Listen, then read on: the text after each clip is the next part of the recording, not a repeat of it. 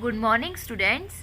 In our previous lecture, we start 6th unit, that is thermodynamics, in which we studied about the important term and definitions that are used in thermodynamics. And today, in continuation with that, we are again going to study about another important thermodynamic quantities like internal energy, work, heat, etc. And also we are going to study about first law of thermodynamics. So our today topic is internal energy. Now we know that like all the thermodynamic process which is occur, that is usually occur by some energy change, and the energy may appear in different forms like heat, light, work, etc. So the evolution and absorption of energy in different process, that clearly shows that every substance or the system, they must be associated with some definite amount of energy, and the actual value of that energy depend upon the nature of substance and the condition of temperature, pressure, volume, composition, etc. And the sum of these different type of energy that is associated with atoms and molecules like electronic energy, nuclear energy, chemical bond energy, potential energy, etc., that sum is named as internal energy. So we can say that internal energy is the total energy which is possessed by the substance. ठीक है, और जो substance है, substance different type की energies contain करता है like vibrational energy, transitional energy, kinetic energy, potential energy, etcetera. So the sum of these all type of energy is named as internal energy, and internal energy is denoted by either capital U or by capital E. So internal energy is the sum of different type of energy which are possessed by the substance. It can be nuclear energy, chemical energy, potential energy, kinetic energy, electronic energy, etc. And it is about to impossible to calculate its absolute value, because internal energy is a sum of different type of energy. So we are not able to calculate the absolute value of internal energy. But fortunately, its absolute value is also not required. We generally calculate the change in internal energy. ठीक है, हमें just change in internal energy required है. And what is the change in internal energy? That is equal to final minus initial. Or we can say that internal energy depend upon initial and final state. So it is a type of state function. ठीक है, internal energy state function and also extensive property because it depend only upon initial and final state. That's why it is represented by delta U और delta E. And for exothermic process के लिए energy release होगी by the system. So delta U, value of delta U is negative. Whereas for endothermic process, energy is absorbed by the system, so the sign for internal energy change it become positive. Or we can say that for exothermic process, energy of reactant is greater than product, and for endothermic process में energy of product is greater than energy of reactant. Is it clear? And internal energy depend on temperature, pressure, volume and quantity of matter. Quantity of matter पे depend करता है. So it is extensive property. It depend upon temperature. So it is a function of temperature. So for isothermal process,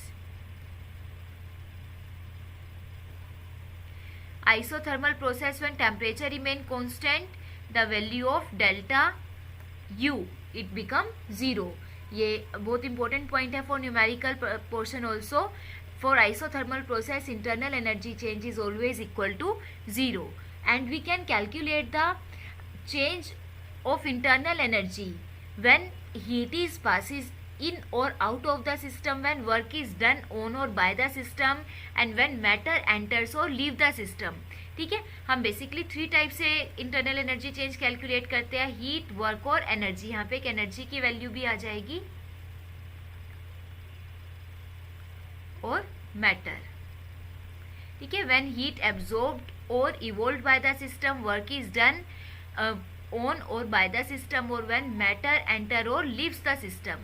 and unit of internal energy is joule in SI system and Erg in CGS system, and we know that 1 joule is equal to 10 raised to power 7 Erg, and ये हमने already discuss कर लिया that for isothermal process internal energy change become equal to 0. Is it clear? Now our next quantity is work. Now work is said to have been done whenever the point of application of force is displaced in the direction of force. ठीक है, जब भी हम जिस भी direction में force लगाएंगे तो फोर्स जिस डायरेक्शन में जहाँ पे डिस्प्लेसमेंट होगा दैट इज वर्क डन. जब भी आप फोर्स अप्लाई करोगे तो जिस भी डायरेक्शन में आप फोर्स अप्लाई कर रहे हो वहाँ पे कुछ ना कुछ डिस्प्लेसमेंट होगा. So work is equal to force into displacement. ये change in length that is represented by DL. सो जो हमारे पास इम्पोर्टेंट वर्क है that is mechanical work done. Mechanical work done is also possessed by pressure volume work done. Now in this type of work done work is involved in a system which consisting of gases. ठीक है, and this type of work done is important for the study of thermodynamics, and this work is done when gases expand or contracts against the external pressure. जब भी हम external pressure को increase या decrease करेंगे तो उसके comparison में जो गैस का कॉन्ट्रैक्शन होगा या गैस एक्सपेंड होगी that type of work done is named as pressure volume work done और mechanical work done. So to calculate pressure volume work done, let us consider a cylinder which consists 1 mole of ideal gas in which a frictionless piston is fitted. हम let us consider अगर हमने ये cylinder में 1 mole of gas fill की है और यहाँ पे एक फ्रिक्शनलेस पिस्टन लगाए. फ्रिक्शनलेस पिस्टन जो एक्सटर्नल प्रेशर के साथ इनवर्ड डायरेक्शन या आउटवर्ड डायरेक्शन में मूव करेगा. If external pressure is greater than internal pressure, अगर गैस के प्रेशर के कंपैरिजन में हम बाहर से जो प्रेशर अप्लाई कर रहे हैं डेट इज हाई तो पिस्टन अंदर की तरफ मूव करेगा जिससे गैसेस कॉन्ट्रैक्ट होंगी. And if external pressure is less than internal pressure, अगर एक्सटर्नल प्रेशर कम है गैस का प्रेशर ज़्यादा है तो पिस्टन अपवर्ड डायरेक्शन में बाहर की तरफ मूव करेगा जिससे गैस का वॉल्यूम एक्सपेंड होगा. Is it clear? So for this let us consider that the total volume of gas V, pressure of the gas P, external pressure P external, and if external pressure is greater than internal pressure then final volume become VF. Distance moved by the piston L, area of cross section of piston A, volume change, length into area. ठीक है, तो delta A length into area और delta V को हम final volume minus initial volume से represent करेंगे. Pressure is equal to force per unit area. Is it clear?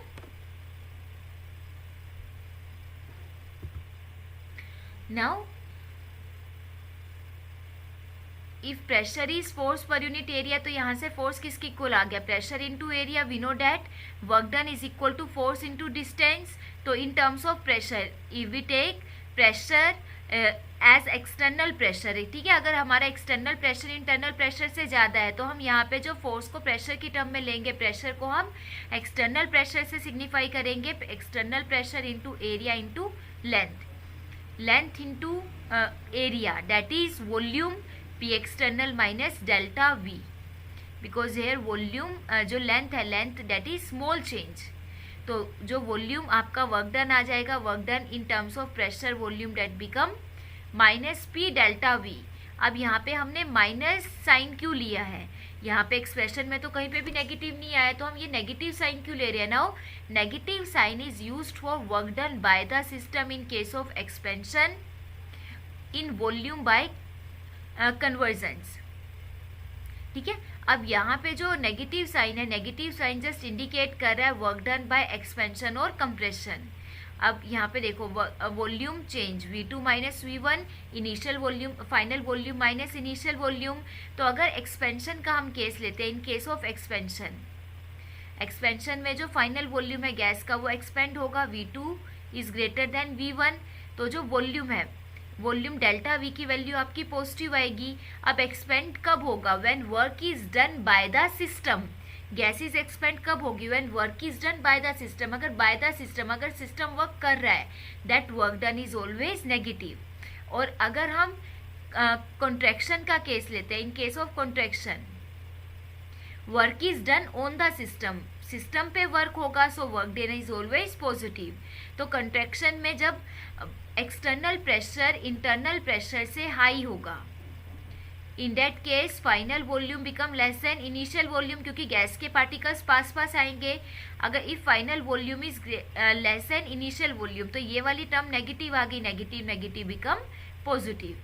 ठीक है, तो एक्सपेंशन के लिए work done by the system is always negative, and for contraction work is done on the system, that work done is always positive.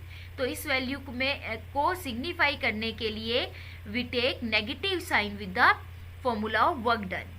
Is it clear? Now next, calculate the work done in isothermal reversible expansion. ठीक है, in case of isothermal reversible expansion, ये isothermal का case आएगा आपका। Isothermal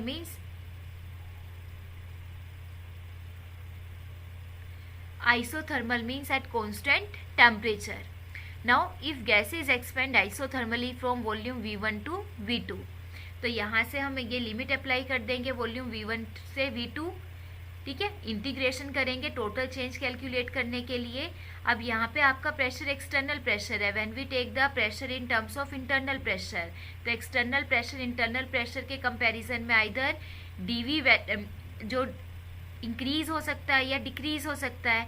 तो अगर external pressure internal pressure से slightly high है, अगर हाई है तो उसमें हम जितना प्रेशर हाई है उतना ऐड करेंगे, और if external pressure is less than internal pressure, तो जितना प्रेशर कम है उसको हम सब्ट्रैक्ट करेंगे। बट हम यहाँ पे एक्सपेंशन का केस ले रहे हैं, एक्सपेंशन के केस में generally external pressure is lower than internal pressure, तो यहाँ पे माइनस dp। ठीक है, बट अगर हम कॉमन लेते रहे हैं तो हम यहाँ पे प्लस माइनस dp। ठीक है, it can be greater than internal pressure और लेस देन इंटरनल प्रेशर। और जब हम इनको मल्टीप्लाई करेंगे dv को, so it become internal pressure into dv plus minus change in pressure into change in volume. अब ये दोनों ही चेंज स्मॉल क्वांटिटी को रिप्रेजेंट कर रहे हैं, तो जब हम टू स्मॉल क्वांटिटीज को आपस में मल्टीप्लाई करेंगे देन इट बिकम नेग्लिजिबल। ठीक है, ये और ज़्यादा स्मॉल हो जाएगी, लाइक मल्टीप्लीकेशन ऑफ 0.1 इंटू 0.1। ठीक है, 0.1 की क्वांटिटी 0.1 दोनों स्मॉल है, दोनों को मल्टीप्लाई करेगा तो वो और कम हो जाएगा 0.01। तो ऐसे ही dp इंटू dv मल्टीप्लीकेशन और स्मॉल होगी, then so this term can be neglected at comparison to the pressure volume multiplication. अब now from ideal gas equation we know that PV is equal to nRT, so the value of pressure become nRT divided by V. Now put the value of pressure in this expression, it become nRT by V dV, and by applying the limit from initial volume to final volume V1 to V2 या V initial to V final।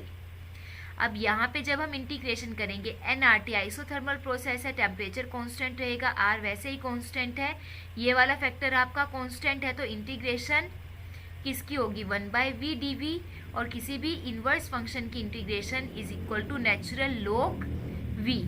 और यहाँ पे natural log v में जब हम limits put करेंगे that is upper limit minus lower limit, तो ln v2 minus ln v1 that is equal to log v2 by v1।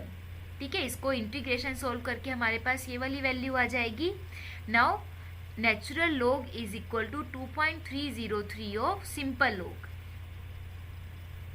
तो यहाँ से when we put the value in this expression, so reversible work done is equal to minus 2.303 nRT log v2 by v1 या final volume by initial volume. Now this work is used only for isothermal reversible expansion. Is it clear? And if we take this value in terms of pressure, pressure की term में हमें पता है from Boyle's law P1 V1 is equal to P2 V2, so यहाँ से final volume by initial volume किसके equal आ जाएगा P1 बाय P2। ठीक है, इन टर्म्स ऑफ प्रेशर हम यहाँ पे P1 बाय P2 का भी यूज़ कर सकते हैं। प्रेशर और वॉल्यूम इनवर्सली प्रोपोर्शनल है, तो वो आ जाएगा initial pressure by final pressure. Is it clear? Now next is isothermal and free expansion of an ideal gas. Now for isothermal expansion of ideal gas into vacuum, work done is always taken as 0. Isothermal के लिए temperature 0 and for free expansion मतलब जब हम vacuum में कर रहे हैं तो उस टाइम पे external pressure become 0. External pressure 0 है तो W is minus external pressure into change in volume. External pressure for work done in vacuum is always 0, तो वर्क डन की वैल्यू भी आपकी 0 आएगी. ठीक है. एंड अगर एक्सटर्नल प्रेशर 0 है, इंटरनल एनर्जी चेंज 0 होगी for isothermal process. Isothermal process के लिए इंटरनल एनर्जी चेंज 0 है तो हीट एब्जॉर्ब्ड और इवोल्व्ड इज ऑल्सो 0. और ये जो क्वांटिटी है हीट 0 क्यों आई ये क्लियर होगा आपको from first law of thermodynamics.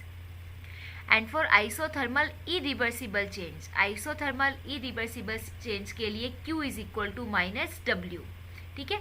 ये जो वैल्यूज है ये हम from first law of thermodynamic calculate करते हैं.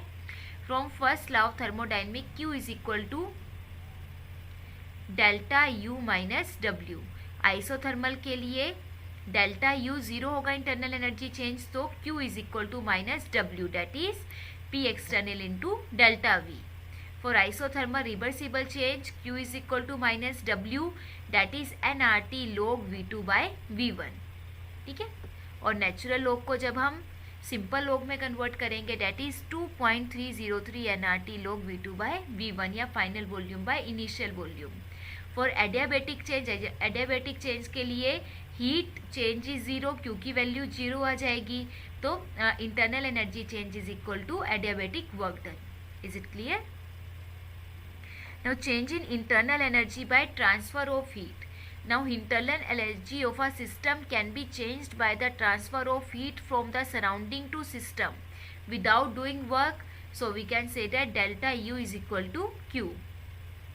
And where अगर वर्क डन नहीं हुआ तो W की वैल्यू 0 है तो वहाँ पे internal energy change is equal to heat.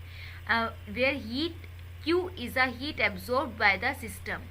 Now it can be measured in terms of temperature difference. So if the value of Q is positive, Q की वैल्यू पॉजिटिव है, that means heat is transferred from surrounding to system. Surrounding से system में heat transfer हुआ, और we can also say that heat is absorbed by the system. And when Q is negative, that means heat is transferred from system to surrounding. System ने surrounding को heat दिया और heat is evolved by the system. ठीक है. And we can calculate the unit of heat is calories और joule, where 1 calorie is equal to 4.184 joule. Is it clear? Now next is first law of thermodynamics. According to first law of thermodynamic is also named as law of conservation of energy, which can say that energy can neither be created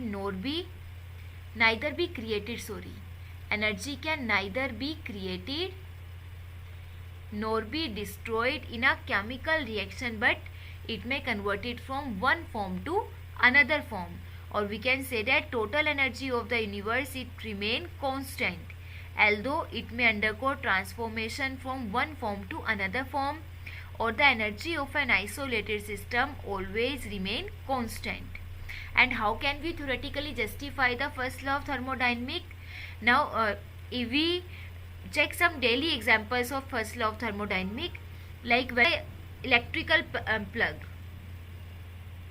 Like in the operation of electrical fan, the electrical energy is consumed, which is converted into mechanical work which help us to move the blades.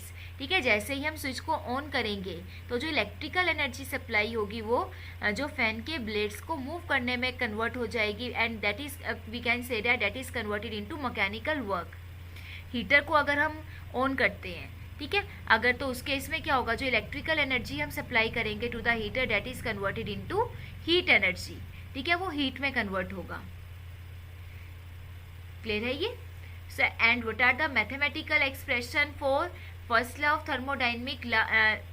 Now if we take the beaker, ठीक है, अगर हम कोई भी system consider कर रहे हैं जिसमें 1 मोल ऑफ गैस के पार्टिकल्स प्रेजेंट है, so when we supply heat to the system, अगर हम हीट सिस्टम को सप्लाई करें, when we supply heat to the system then W amount of work is done on the system. अगर हमने system में Q amount of heat absorb करवाई तो Q amount of heat से जो वर्क डन हुआ सिस्टम में that is W amount of work done. तो अगर इनिशियल इंटरनल एनर्जी U1 थी तो when we supply Q amount of heat, Q amount of W work done से जो भी एनर्जी में चेंज हुआ, let us consider that the change in internal energy is U2. तो फाइनल चेंज कितना आ जाएगा, final energy minus initial internal energy that is equal to heat absorb by the system plus work done on the system, और change in internal energy Q plus W. ठीक है, where W is equal to minus P delta V, ये वाली value put करेंगे तो delta U is equal to Q minus P delta V और Q is equal to delta U plus P delta V. ठीक है, now this is mathematical expression for first law of thermodynamic. अब first law of thermodynamic में आपको क्या क्या relation याद रखने हैं. देखो यहाँ से W भी आपका पाथ फंक्शन है, Q भी पाथ फंक्शन है, हीट भी पाथ के ऊपर डिपेंड करेगी, but the sum of heat and work done is not a path function because sum of heat and work done is equal to internal energy change. अब change है, change ही depend only upon initial and final state, तो their sum is equal to state function. ठीक है, always remember heat and work done individually they are path function but their sum is state function because according to first law of thermodynamic their sum is equal to internal energy change which is a state function.